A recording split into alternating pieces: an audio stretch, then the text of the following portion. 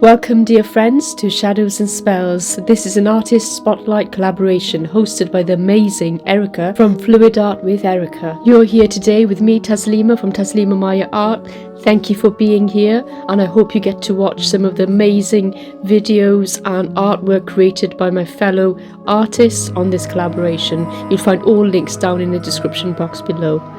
Prepare to get deja vu tingles up your spine with this cloud pour, and then I'll be embellishing it for you. I'm going to be doing another mystical cloud pour, and this time I'm using the same leftover paints I had previously. Now this might feel like deja vu, but I'm going to layer my cup very differently this time, and also my paints are slightly thicker because I did leave them out. This is what the last week's cloud pour looked like dried up. I know a few people asked in the comments what it looked like. This is absolutely stunning. It dried so well, as you can see, and this isn't even varnished yet, so those colours aren't fully popping yet. I love it. So let's try it again and see what happens with the different layering. I hope you're all doing well and have had a good weekend. So I'm going to use a 20 by 20 centimeter canvas again, and here's my paints. You can see they're a tad bit thicker than they were last week, a lot thicker actually, but they're still quite runny, so it's going straight into the cup. And again, I'm going to do a slightly different layering, the same colours as before. All my paints, pouring mediums, consistencies, everything is down in the description box below if you need to check it out and you missed last week's video.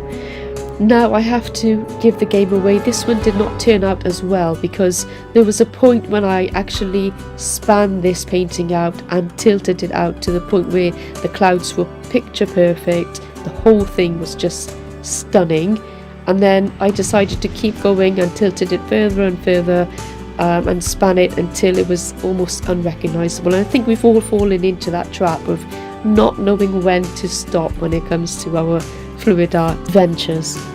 So the way I see it is that we're all learning along the way, and this is a learning curve for me, and I actually learned something from this video, and that is that I need to know when to stop when it comes to tilting my canvas out and spinning it as well. Saying that, the end product doesn't look that bad. It's actually quite pretty in its own way. It's just not what I was going for, but I hope you like it. We'll see what you think and leave me a comment below. Okay, so I'm just going to leave you to watch in peace, and I'll play a bit of music for you. Hope you enjoy it. See you soon.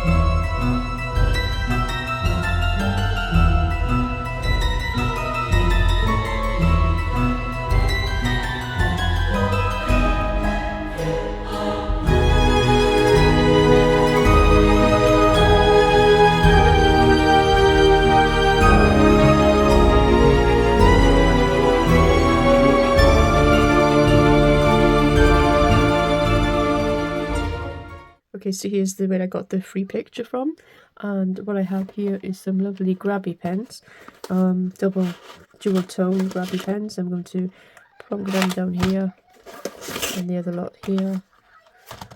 And let's get this picture sorted. They're great because if you choose the wrong colour, you can actually go over it.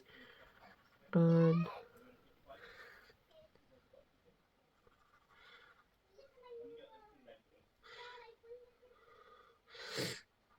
I might get the black and go over it again, give it that depth I want.